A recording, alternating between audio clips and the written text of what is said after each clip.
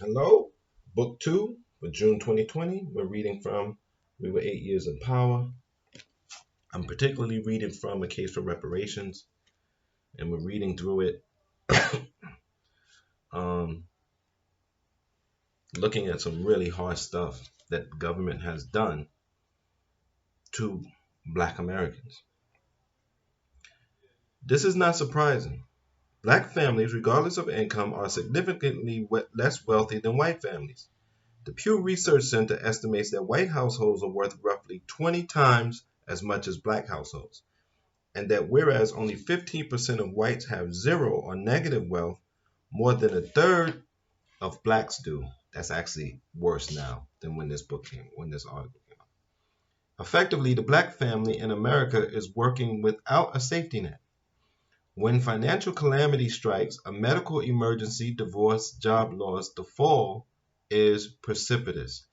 And these numbers in this essay, because we're in free fall, they're always changing. I can give you numbers today in June, and by August, they'll be worse.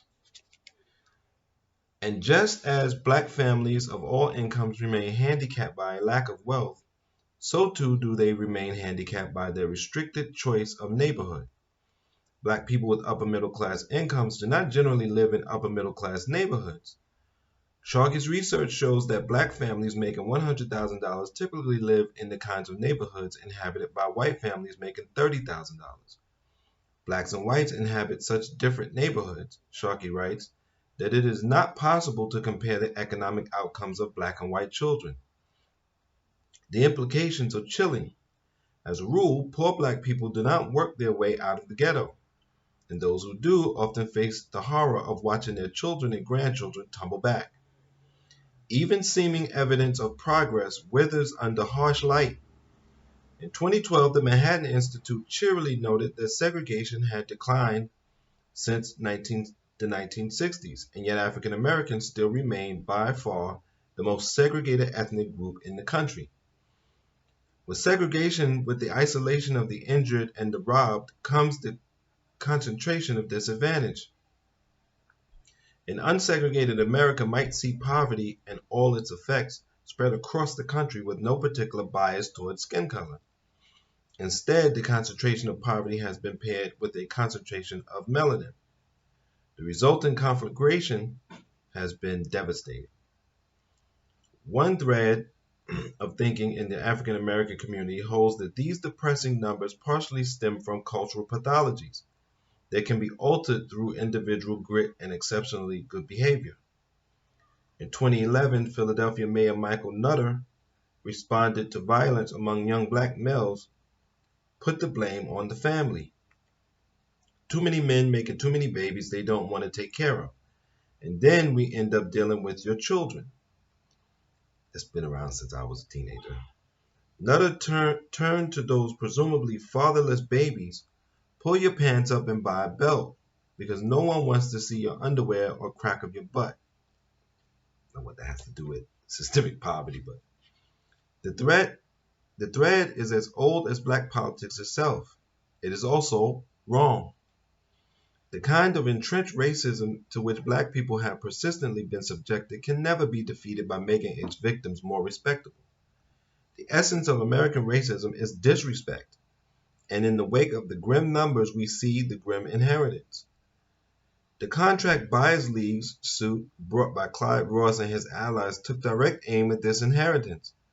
The suit was rooted in Chicago's long history of segregation, which had created two housing markets, one legitimate and backed by the government, the other lawless and patrolled by predators. The suit dragged on until 1976, when the League lost a jury trial.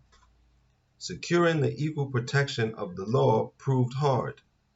Securing reparations proved impossible, if there were any doubts about the mood of the jury. The foreman removed them by saying, when asked about the verdict, that he hoped it would help end the mess Earl Warren made with Brown v. Board of Education and all that nonsense. The Supreme Court seems to share the sentiment that the past 2 decades have witnessed a rollback of the progressive legislation of the 1960s. Liberals have found themselves on the defensive. In 2008, when Barack Obama was a candidate for president, he was asked whether his daughters, Malia and Sasha, should benefit from affirmative action. He answered in the negative.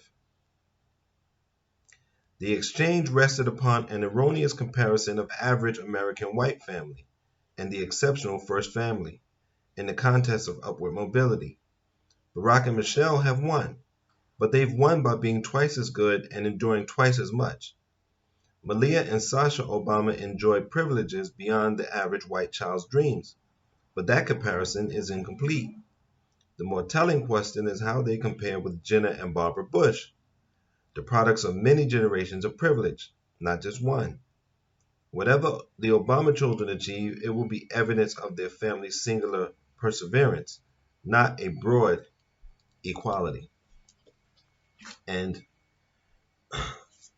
I would even go so much to say that Barack and Michelle are there because of they've allowed themselves to be used. They've made a deal. Use me as long as I get a nice lifestyle. And it's the same deal that most black entertainers and athletes make because that's who has the money in the black community. It's very rare you find a wealthy black person that's not in entertainment or sports. And Oprah is an entertainer too. So, um, I mean, we have some, but it's very, very rare. Um, until next time, I want to say thank you for supporting me and take care of your mind, take care of your body, and please stay safe out here. Please.